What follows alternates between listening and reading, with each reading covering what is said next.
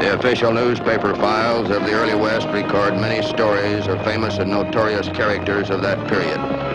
Joseph A. Slade, known as Jack Slade, had the dubious distinction of terrorizing 4 states in 1864. Through Nevada, Colorado, Wyoming, and Montana, he left a trail of violence and bloodshed, which made him the most wanted outlaw of that period.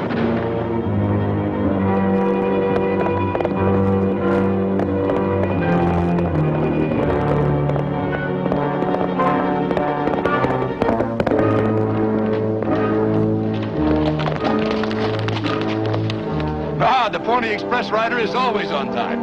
Come in and have a bite before you change horses. Thanks, Jules. I could use a cup of coffee.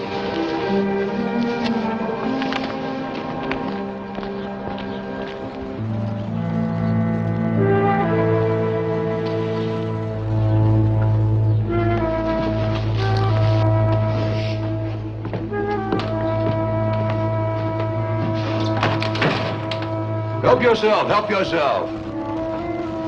While you are having some refreshment, I will look through the mail. Hey, wait a minute, Jules. There's no mail for you in there. Look, Jules, you can't go through the mail. Get your hands off of there, will you? Well, I am looking for a letter from a You friend. can't handle the parts. Now give it back to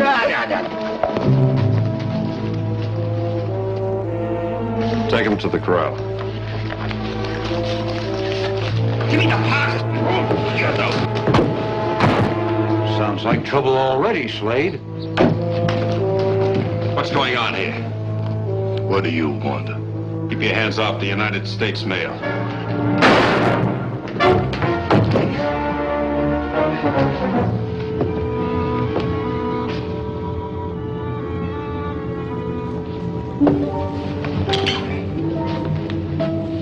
I'm Jack Slade. I was sent here to take over the station. Oh, I'm sorry I had to kill the Frenchman, but he went for his gun. Better take care of that wound for him.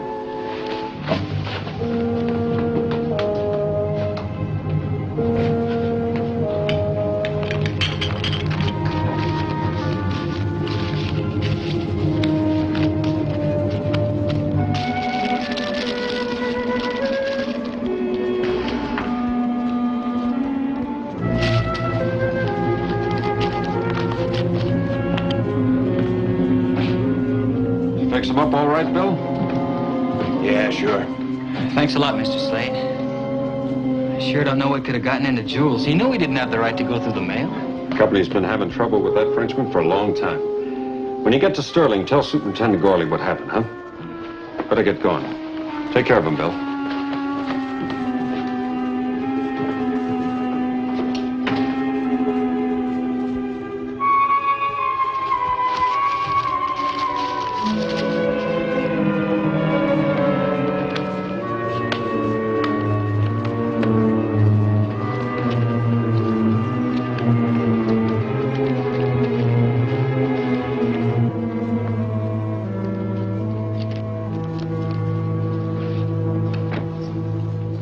This dispatch is from the railroad paymaster at St. Joe. The railroad is shipping $25,000 by wagon train to Denver. That's a lot of money and a lot of miles. Maybe we could borrow some of that money before the wagons reach Denver. Slade, that sure is a great spot for you. Division agent, right in the middle of the Pony Express route. Wonder how my wife will like it out here. When's she coming? About a week. But I want to get my hands on that payroll before she gets here. Pretty woman needs pretty clothes, you know. We need some of Charlie's men for this job. Right. Let's get rid of the Frenchman. Get Charlie, huh?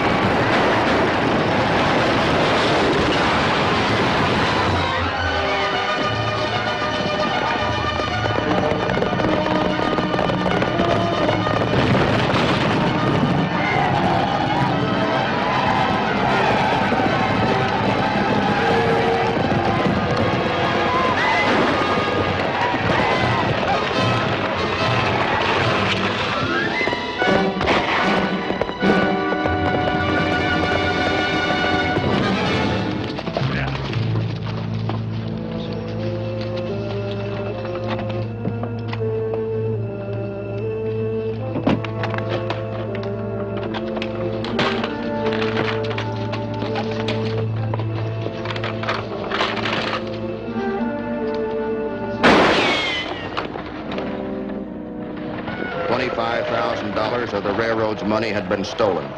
My partner, Margaret Jones, and I had been assigned to the case. My name is Matt Clark, railroad detective. Right now, we were on our way to Overland City to talk to the division agent of the Pony Express station. We had the stagecoach to ourselves except for a mysterious woman traveling alone.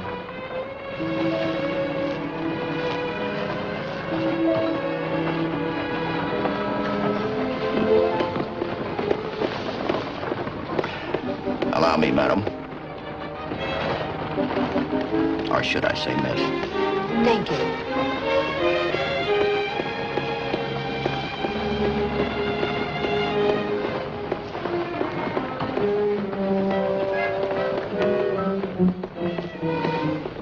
Drop your handkerchief, Jones.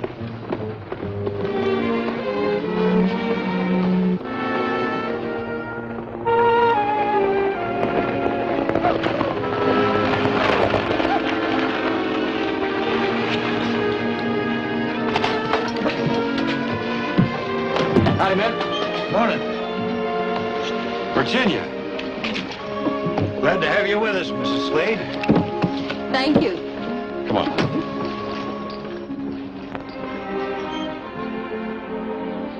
Allow me, madam, or should I say miss.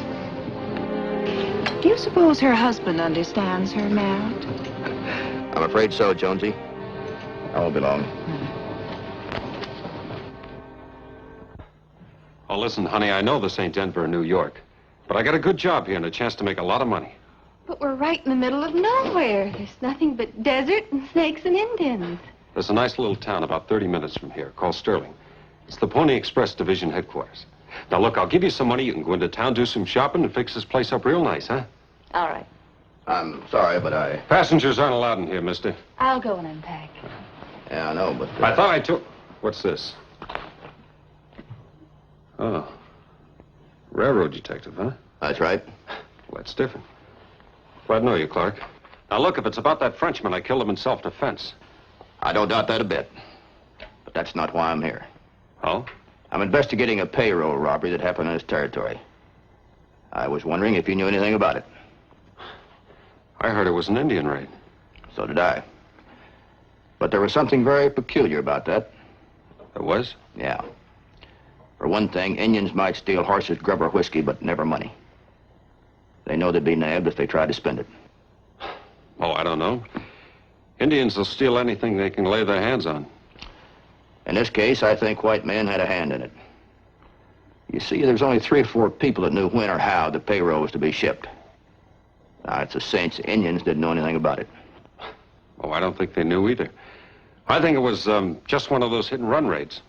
You know, you might be barking up the wrong tree, Clark. Well, I might at that, but then it's my job to make sure.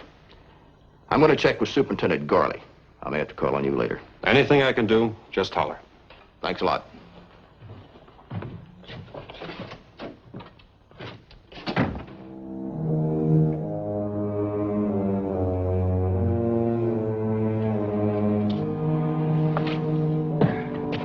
So long.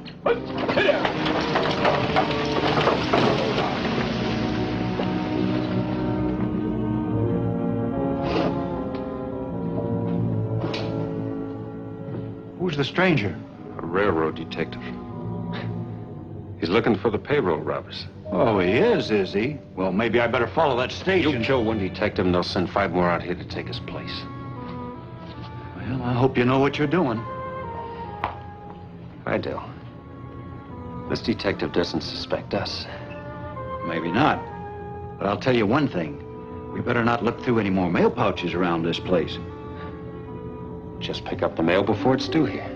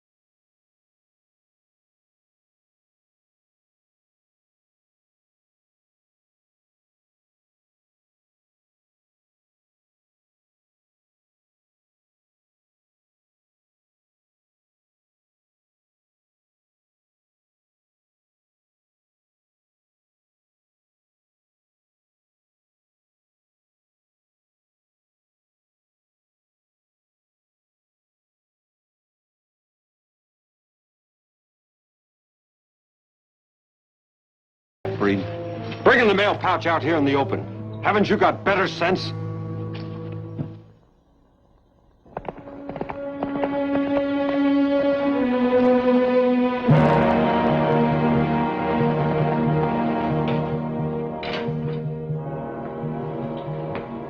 Mr. Gorley, if we could find out who got that dispatch, we'd know for sure who robbed those wagons. Well, Jules Benet was suspected of tampering with the mails. Yeah, but he was dead when the Indians raided the wagons. Yes, I know. That's what makes it such a mystery. Payroll money was stolen in this territory, and so was the dispatch.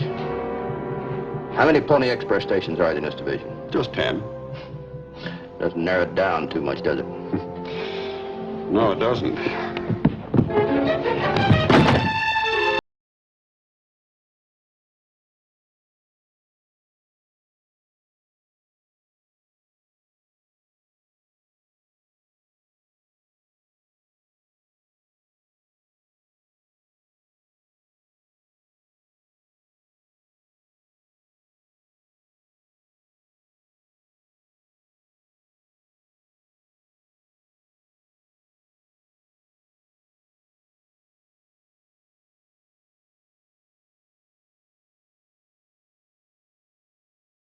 What a small world. Well, hello. Are you living in Sterling? Yes, I have relatives here. Oh, I was just going in to pick out some curtain material. Oh, what color did you want? Well, I'm not quite sure. My husband was going to help me, but at the last minute, one of the riders came in with a mail pouch, and he had to stay at the station. You know, I don't know whether I should get red checks or, I think so, don't you? Oh, the color. Yes, I do think you need something bright. What did your husband think? Well, I didn't get a chance to ask him. When the half-breed brought the mail, he sent me into town alone.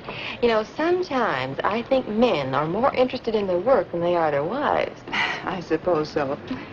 Would you like to come and help me pick it out? Oh, I'd love to, but I have promised to meet someone. Oh, romance? Not that nice young man I saw you with on the stage. It might be. I'll see you later. Fine. Bye-bye.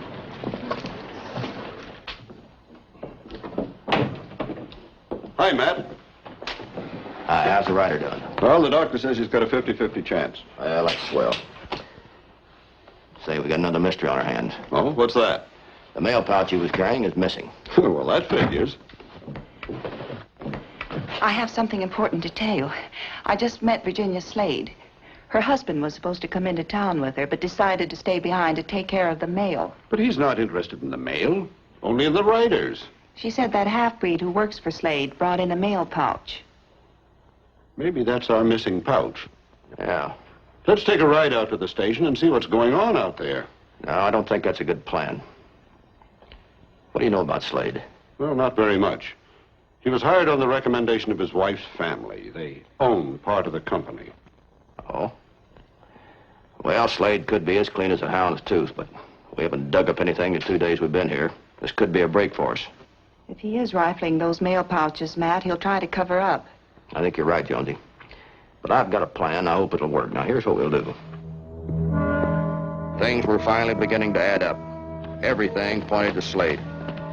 However, there was no positive proof. Slade was tricky, but I had a few tricks up my sleeve, too. Oh, hello, Clark. Hi, Slade. Sure glad you came. There's a Pony Express rider missing. Bill and I have been out all morning looking for him.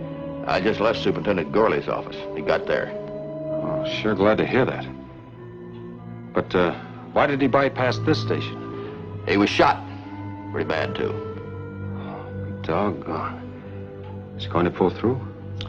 Yeah, he's got a fair chance. Good. Slade, I guess you had it figured out right. That rider said it was Indians who jumped him and took his mail pouch. I told you that, didn't I? Yeah, you sure did. I guess that just about lets me out. Indians are a job for the cavalry. Been nice knowing you. I'll be heading back to Kansas City. Oh, don't rush off, Clark. It's a long ride. How about a cup of coffee? Well, don't mind if I do. Virginia!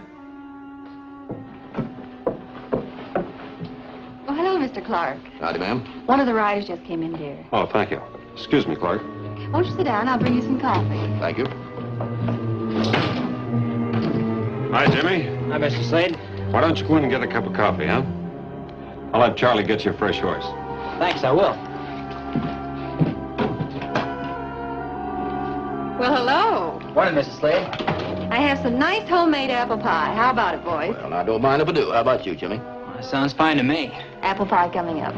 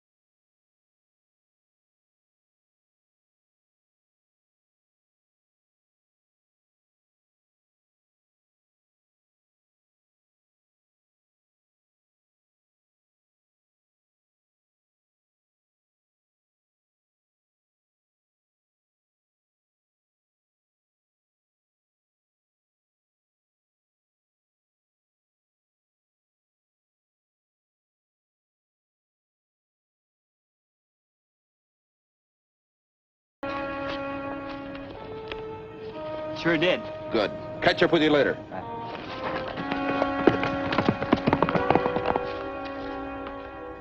This is the works, Bill.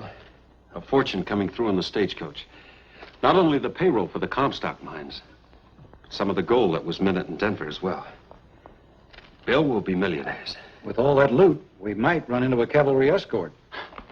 We do, we'll have enough of Charlie's Indians to take care of them. I was telling... Hello, dear. Jack, I'd like to see you. Alone.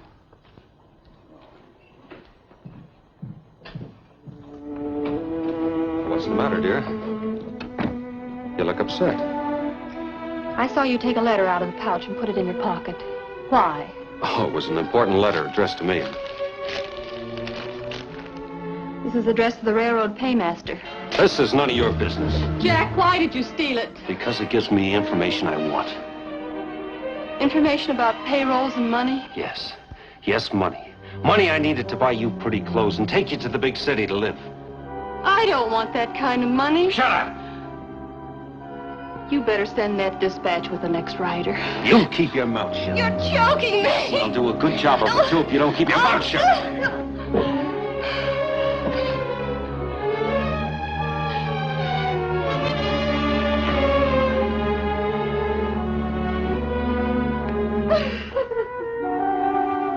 We knew that Slade had read the dispatch and was waiting for the stagecoach carrying the so-called payroll. If Slade decided to use his Indian cohorts again, we were ready for them. The cavalry had been tipped off. So was a posse that had been sent out by Tom Gorley, the division manager.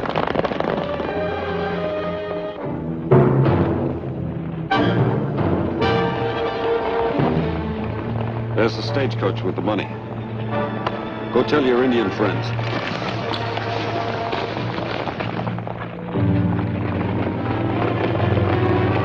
What do we need the Indians for? We can hold up that stagecoach easy by ourselves. Just playing it safe. Maybe that stagecoach is traveling alone.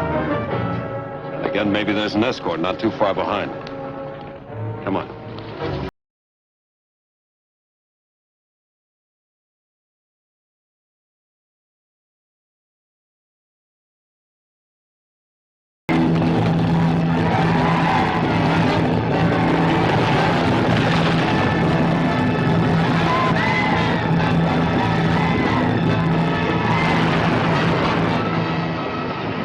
Slade's Indian renegades were after us, but I didn't see Slade himself. It bothered me because if Slade didn't show up, our whole plan would fall through.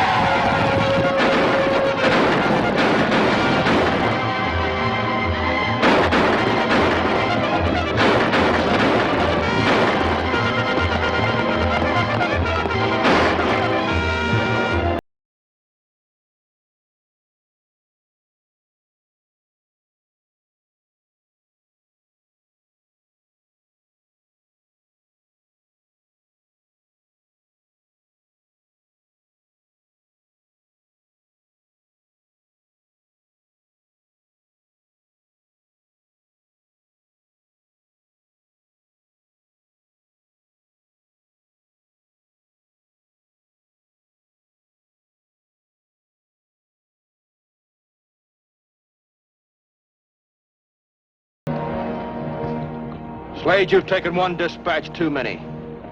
Posse's here to pick you up. Now get going. I turned Slade over to the posse. Bill was dead, Charlie was dead. The Indians had been captured by the cavalry. What I didn't know until later was that the posse turned into a vigilante committee and took the law into its own hands. On the afternoon of March the 10th, 1864, Slade was taken to the vicinity of Virginia City and hanged by the vigilantes.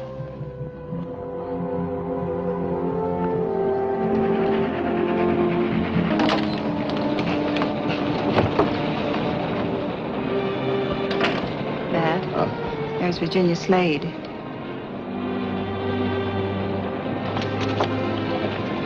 Did you notice she has 2 tickets? Yeah.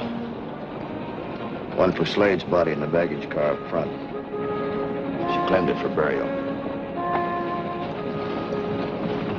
Hello, Virginia. For you, I'm sorry it had to happen like this. He was a thief and a murderer. But maybe he wanted the money for me because he knew I wasn't happy living in the desert. Yeah.